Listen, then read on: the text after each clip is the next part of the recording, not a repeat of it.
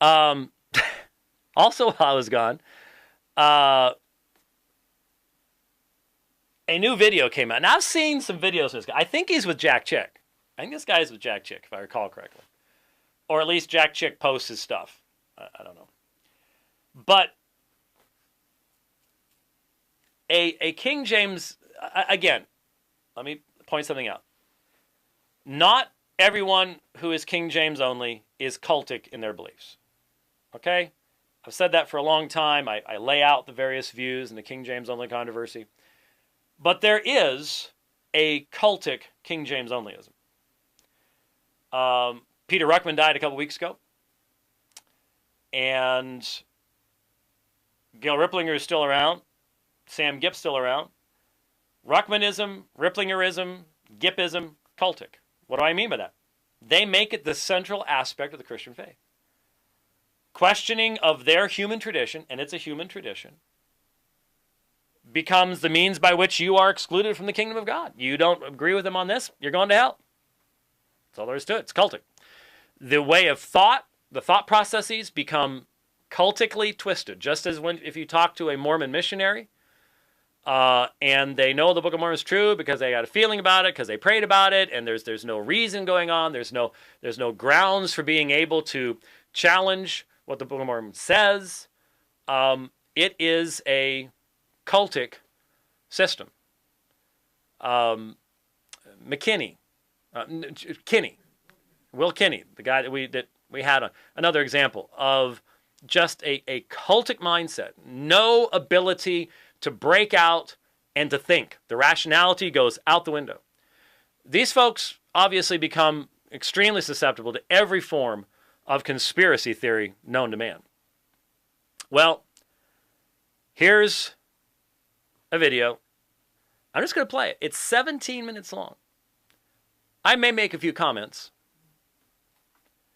but my facial expression might do. Oh, yeah, I was going to say, just let folks know, unusual, we're going to keep it down in the corners, so if they need to record any demonic faces, we can get that while they're at it. No, these would be Jesuitical faces. That's right. Good point, yeah. You got to keep okay. them. Yeah, because remember, I'm actually working for Rome. Yeah, that's right. Which is funny given that the other guys are working for anyway, Rome. Yeah. All right, here we go, folks. You can't make this kind of stuff up. Why is James White's book endorsed by a Jesuit?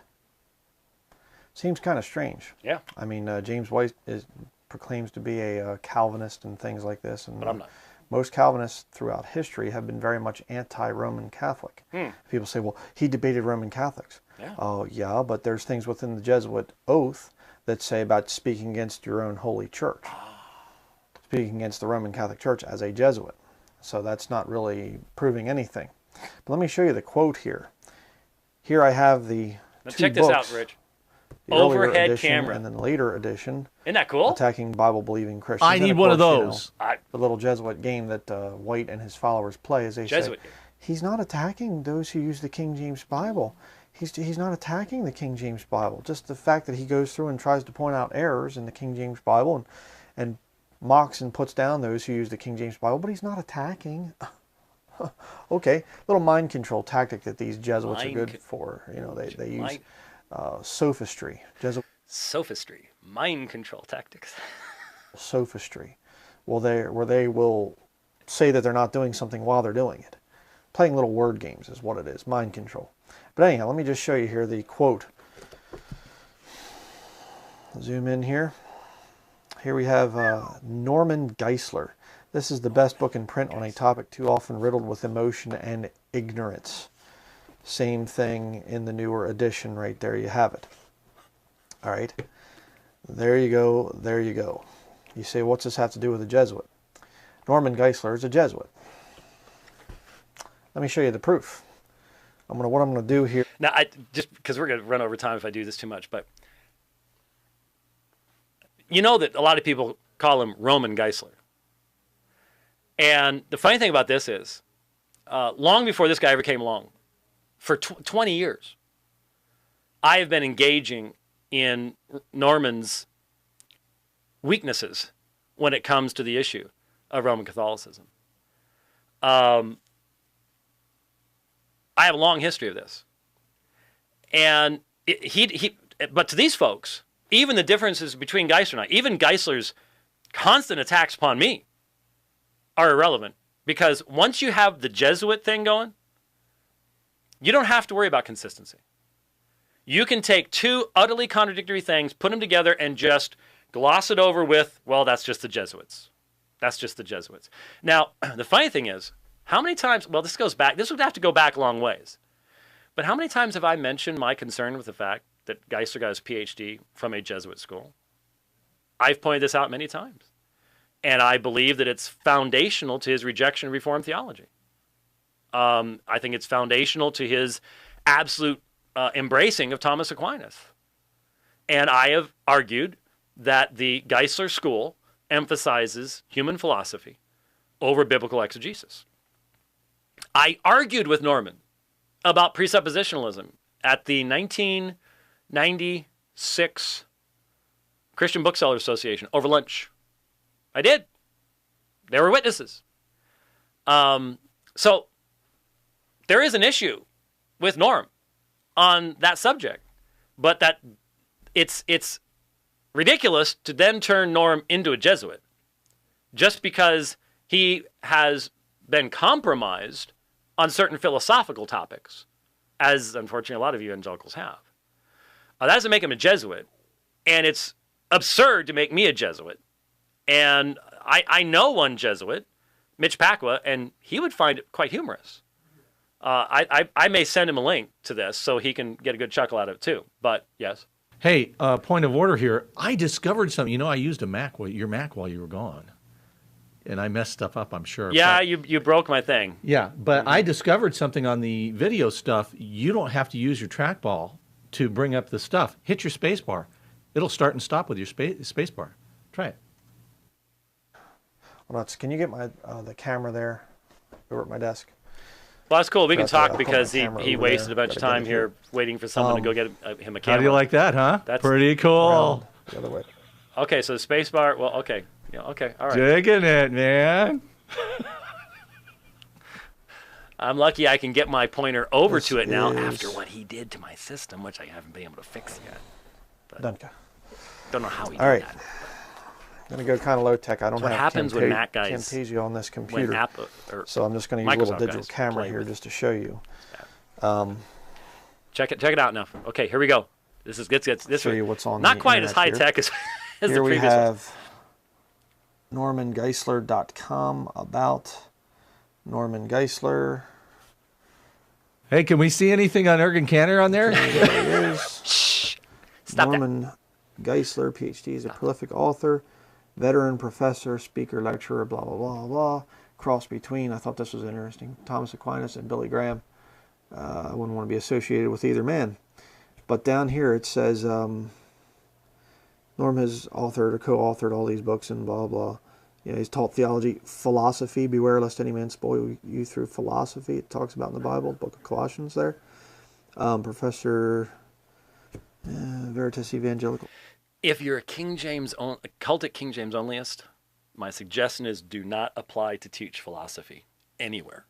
I doubt there's any philosophy professors at the Ruckman School. Probably not. Seminary, it sounds kind of Catholic to me. But Veritas. Did you here's catch his that? education. Veritas sounds kind of Catholic to me. It's the word truth. But it's Latin and Greek, and it's not English. It's not in the King James Bible. Now here's where it's interesting. Oh, interesting. Here we go. There's Loyola First of all, University. you have Wheaton College right Wheaton. there. That's Billy Graham's, which Billy Graham is a sellout to the Vatican. But here's the big one. How about Loyola University in Chicago? And he got a PhD in philosophy. You know? Yeah, okay. PhD in philosophy. Here you have it again. Norman Geisler, this is Moody Bible publisher right there. Norman Geisler, Loyola University, PhD, Loyola University. All right, and I'll just show you here really quickly this Veritas Evangelical Seminary. Now check this out. You know, defending the faith. You know, again, it's a very Catholic thing there. And I know the Bible says, earnestly contending for the faith, but defending the faith, that's very much Catholic, what they say. So, interesting. I'm going to show you something else here in just a minute, but that also will tie into this thing very nicely. But people say, well, he just went to, Loyola University. Okay, so it's named after Ignatius de Loyola. Ignatius. And, Ignatius. the founder of the Jesuit order. Big deal. He just went, he got a degree. That doesn't make him a Jesuit. I don't think so. Some guy of his level that goes to a openly Jesuit school, and then ends up teaching in liberal, universities like Dallas Theological Seminary, he's a Jesuit. Don't tell me that you can go through Jesuit schooling and come out somehow opposing the views of the Jesuits. I mean, give me a break. I mean, if you're one of James White's followers, maybe you're stupid enough to believe that. But, Bible believers have been around for a while. We know better. But just, and look at if Norman Geisler is a Jesuit, let's look at this thing logically for a minute. If he is a Jesuit, what would one of the biggest things be that he would oppose? King James Bible-believing Christians. We're the biggest threat to popish persons. You are. That's why you are just making such huge inroads. I see you guys out there debating Roman Catholics all the time. Oh, no, I don't. Never mind. We always have been. That's why the Roman Catholic Church has never once endorsed the King James Bible. They'll endorse the NIV. They'll endorse the New Revised Standard Version. Don't you love that level of historical? We'll go from the NIV back to King James. The stuff that was right after the Reformation. We'll just parallel them. We won't worry about what happened in between those times. But hey, have Catholic editions of it. They'll endorse those new versions. They'll sell them. But you will never find Catholics truly endorsing the King James Bible. You'll never see it. So for a Jesuit to come out and say something on the Bible version issue, no surprise that he says the best book in print on a topic too often riddled with emotion and ignorance. That's what he says about you as a Bible-believing Christian, excuse me. You're emotional and you're ignorant. Boy, have we seen that over time, haven't we? We've proved it in almost every single debate we've done. But we're not attacking you. You're emotional and ignorant, but we're not attacking you. We're saying it in love. See, we're smiling, Sure. Let me show you something else that's interesting. Here we go. About the older edition here of this King James only controversy. I thought this was kind of telling, and I've showed this in my ridiculous Bible perversions of the New Age video. Here you have, on the inside of the book, some Latin there. By the way, I typeset that. I put that there. Recte ambulamus ad veritatem evangelii. Let us walking straight according to the truth of the gospel. Comes straight out of course, Paul's statement in Galatians about Peter not doing that. And here you're going to get if it's a symbol, it's satanic. Now, it may be a symbol of the Trinity, and it may be one of the best symbols of the Trinity. The tricetra, 3 equal arcs connected together in one of the best symbols of the Trinity. Oh, but a pagan might have used it. Yeah, they've used every symbol there is at some point in time, but this is the mindset. There won't be any consistency here. Anything you can use, you'll throw it out there. Context is irrelevant as long as you've played the Jesuit card. See, that's just, it's really easy. And a tricetra. Tricetra. How about that? Used by witchcraft, Ooh. As well as the Roman Catholic whore, which is the mother of harlots and abominations of the earth. Notice there is a wedding ring on his finger, originated in paganism. Just thought I'd mention that in passing. Witchcraft is subservient to the Vatican. But right there you have it. Again, a pagan symbol. And you say, well, he probably realized it was pagan and took it out and stuff because he's a fine Christian. Well, if that's the truth, and again, this is from the old video, why would he write a book called The Forgotten Trinity and put the same symbol on the front? The heart of Christian belief. You notice the Ruckmanites don't produce stuff on the Trinity and stuff like that help people to, reach Muslims and stuff like that, because it's a cult. Pagan symbol on there. When the Bible clearly says that we're not supposed to make graven images of the Godhead. You think that's supposed to be a picture of God? Really? Oh, okay. Interesting. Hey, did you see that eyebrow come up? Could we send this to the guys up in New York? I think that I think the guys up in New York need to go through this. We should introduce these guys. I really think they should debate. You know what? The guys up in New York are always jonesing for a good debate. Brother John Mary, let's get them. Yep, let's get them together. I love it. Yep. All this is just so crazy, and we won't even get into the fact that James White recommends the Nestles Text. The Nestles Text, which actually, what I'm going to get into that, because I get this all the time from little James White's followers. Little James White? You can't prove it. You can't prove it. He doesn't say anything about the Vatican. Okay, princess. Okay, you ready? Oh, princess? That's nice. You ready? Carlos Maria Martini was on the UBS committee. There were Catholics involved, and therefore, as long as the Catholics around. Now, of course, the Textus Receptus was originated by a Catholic priest, but that doesn't matter, because you see, cult of King James onlyism, you never have to worry about applying the same standards. Never. Not once. One standard for the King James, another standard for everybody else. There you go.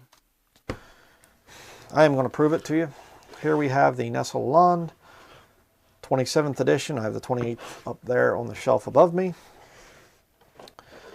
And we have page 45, the introduction. And you can just read that if you want to. But it's an agreement between the Vatican and the United Bible Societies. It has served as the basis for new translations and for revisions made under their supervision. Do you see it?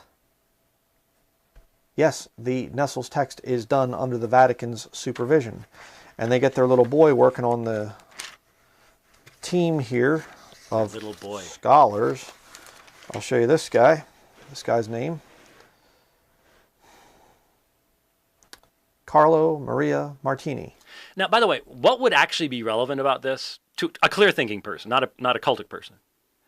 The fact, and a lot of people are already thinking about this, the fact that Rome has changed its understanding of the authoritative text. That would be relevant. For those of us that actually debate Roman Catholics and deal with Roman Catholicism and oppose it, which these folks don't. They just have, this is their world, and it's all King James onlyism, and everything else is just the Jesuits and things like that. But what would be relevant is to compare the reality of the modern understanding of what the authoritative text is with what it was right after the Reformation and with Sixtus's infallible Vulgate. That would be the relevance. That would be actually important in an understanding of the evolution of Roman Catholic beliefs and authority, and those would be things that if you're actually trying to deal with Roman Catholicism rather than just simply calling it the whore and then producing videos like this. That would be the thing. But look it up. Google it. Get yourself an education. Okay? James White and his ilk are always saying that people like me are emotional and ignorant. This little Jesuit buddy there, Geisler. Okay, well, Do you think it's non-emotional to talk about my little Jesuit buddy Geisler? I mean, that this is supposed to be documented, rational thinking. Maybe, who knows? Ignorant, so don't trust me. Go to Google and type in Carlo Martini and see what you come up with. And what you're going to find is he was a Jesuit cardinal. Yeah, the Jesuits, Roman Catholic sect. That their whole purpose, their whole... By the way, and we're running out of time. We're actually out of time. But watch a little bit later on toward the end. They're going to put some pictures up in the left-hand corner. And, right up in this area, I'm moving the cursor around. And they're going to morph Roman Catholics into my face over and over again. That's what they're going to do. Now, I personally think if you're going to make an argument, make it based upon reason and rationality. But these guys evidently think that morphing faces and is a form of argumentation or something, and it's properly and appropriately done. I mean, can you imagine if I had done something with Ruckman and morphing his face into wild-eyed nutcases? Can you imagine what they would have said about that? How unchristian. Again, no King James onlyist ever concerns himself about equal standards. Never, never, never. King James onlyism cannot survive without double standards. Reason for being founded back in the 1500s was to bring all people back under the authority of the Roman Catholic Church. Interesting. But it doesn't end there. Didn't end there. Let me show you one other thing here quickly. But I'm wait, going to there's use my camera. Let's get the camera out. There's an easier way to do this. Okay, now we're really going to an easier way go to do to... this. This is kind of an oxymoron this was thing. I great. think it's kind of funny. This is great. Ready? He goes to Dave Armstrong, folks. Can you believe it? He's proving that I'm a Jesuit because Dave Armstrong lists my books on his site. Can you believe the ignorance? I mean, he has no earthly idea of the interactions Dave Armstrong and I had in the past. I've ignored him for a long, long time. But he has no clue the amount of time that we spent taking Dave Armstrong apart in a way that I can guarantee you this man could not even begin to do because he's never studied that stuff. But this was hilarious. This was well worth playing. The biblicalcatholic.com. I think that's funny. That's an oxymoron if there ever was one. The word Catholic's not even in the Bible. So it's kind of humorous there. Dave Armstrong, author, is an American Catholic apologist. At least it's not the picture of him up in the tree. That's his blog, which includes material from his previous website, contains more than 2,500 articles defending Catholicism. They're not Christians. They are Satanists. They are cannibalistic Satanists. And born in 1958, there's his books, Biblical Defense of Catholicism, 1 Minute Apologist, the Catholic Verses. So let's go and we'll click on here. Interesting. Enter apologetics site. Nice little New World Order, all religions come together thing. Evangelical Catholic apologetics. Philosophy. That'd line up with old Geisler, wouldn't it? Let's look at recommended books. I wonder who a Catholic would recommend. Let's click on Protestant. Starting up here, Protestant apologetics. Christian Apologetics by Norman Geisler. Another book by Norman Geisler. Norman Geisler. How about that? Isn't that interesting? Norman Geisler being recommended by a Catholic. And James White, The Forgotten Trinity. The book that I just showed you a little bit earlier. I guess that means that E. Calvin Beisner and Bob Morey are Jesuits too. Because everyone's being, hey, look, David King and William Webster. Holy Scripture, the ground pillar of our faith. They're Jesuits too. The guy just is so stultifyingly ignorant of what these books actually are and why Armstrong's listing them. I mean, it's just like, take hand grenade, pull pin, eat. I mean, it's just to talk about self-destruction. Wow. How about that? Another one by James White. Scripture Alone. Unsola Scriptura. Yeah. By James White. Isn't that interesting? How about R.C. that? Sproul. Another Norman Geisler. D.A. Carson, another man that attacks the King James Bible-believing movement. Another book by James White. Isn't that interesting? And look at the one below it. Why I'm not a Calvinist. So, how about that? How about that? Woohoo! I find that very interesting. I'm sure you do. That a Roman Catholic would recommend James White's books. He was wanting people to read those books. If those books were, if White and Geisler were such a threat to Catholicism, they would be on a list of heretical books that you're not supposed to read. Very interesting. Very interesting indeed. Okay, just need to make one little more add-on here. I was looking at the what's some website more a little bit massive farther and inconsistency? down the Check page this a out. little bit. I didn't go far enough down. Check this out. He actually does, this Catholic actually does recommend James White's book. And he does something else very interesting. Look at this. Here you can see it.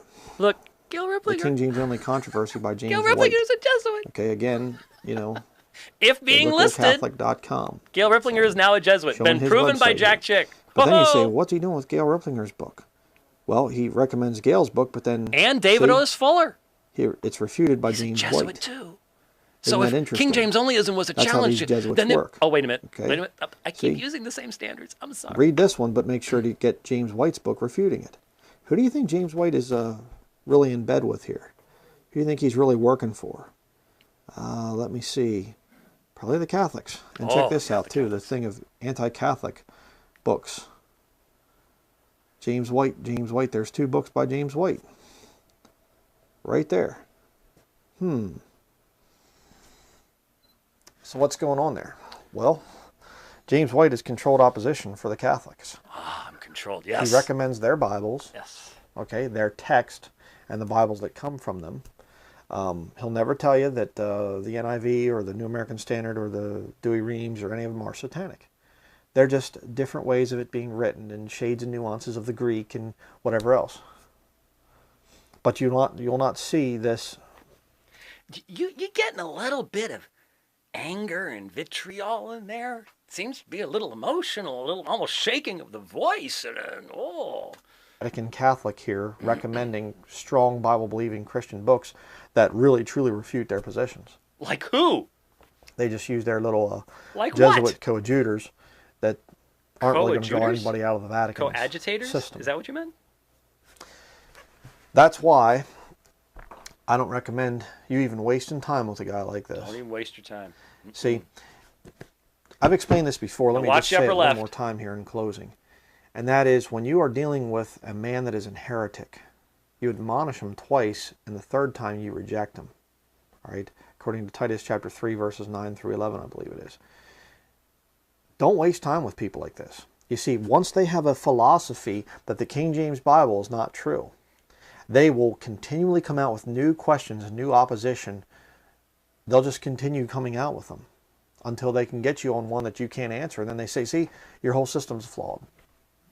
See, their philosophy is they do not have the philosophy of believing that God has a book preserved that's without error that you can hold in your hands. They don't believe that. The authority has to be invested in something else. A man, a scholar, a church. Yeah. So that's why I say, don't even waste time with this kind of junk. All right? I have a lot of these books because I refute them. And maybe some people said, could you please do a thorough refuting of James White's book? Well, other people have. Oh, really? Ruckman has. Ruckman. And there's been a whole bunch of other. By the way, Ruckman's thing was, well, it was insane. That's the only way to put it. If you consider mockery refutation, great. If you're actually looking for meaningful interaction, not a word of it. Have refuted his book. So, to me, I'm just like, well, I can, but it's other people have already. There's work for me to do, things that people have not done or whatever else that the Lord places in my heart, or I get requests from people. Could you please do something on this or whatever? I try to focus on that. But maybe at some point in time, if I get caught up with my projects, maybe I'll come out and refute this stupid nonsense. And it is stupid nonsense. But you see, people with this philosophy, people in the James White camp, Here we go. they don't want a Bible that is free from error and perfect and pure. They don't want that. And they want to be able to say, well, we can explain everything away and stuff. They don't want to live by faith either. See, that's the whole issue. They are practicing atheists is what they are. Maybe not professing atheists, but they are practicing atheists. Their God there's no real authority or anything from him. He does not have a written set of scriptures that they can rely on. He had one at one time, perhaps, maybe, but we don't know where it is. It's lost. It's probably, he raptured it up to heaven someplace. He called it up there, and that's where it lives or whatever. It's nonsense. So don't waste time with this. Somebody comes and says, hey, you ought to read James White's book. No. Don't even waste your time with it. Don't even waste your time. Okay? We've already refuted it. Move along. Nothing to see here. That's all he's going to do. I just showed you the proof. Proof. And again, if you know that a guy is a Jesuit, why would you put his endorsement? Now you know. Not on the back or some kind of thing, on the front cover. Now, of course, he's promoting a text translated from something done by a Roman Catholic priest, but that doesn't make him a Roman Catholic, of course. Norman Geisler, Jesuit. And you put his endorsement at the very top of your book? Oh boy. Oh boy is right, folks. There you have cultic King James onlyism, as imbalanced and wild-eyed and wacky as it comes. But unfortunately, it's out there. And they don't like me. No, they don't. No, they don't. All right, folks. There you go. Great to be back. I will try to get to whatever it is I said I was supposed to do. On Tuesday, there was something else I was supposed to see. I've already forgotten which one it was. I hope I remember. I have to go back and listen to see. But Lord willing, we'll be back on Tuesday here on The Dividing Line. Thanks for watching. We'll see you next time. God bless.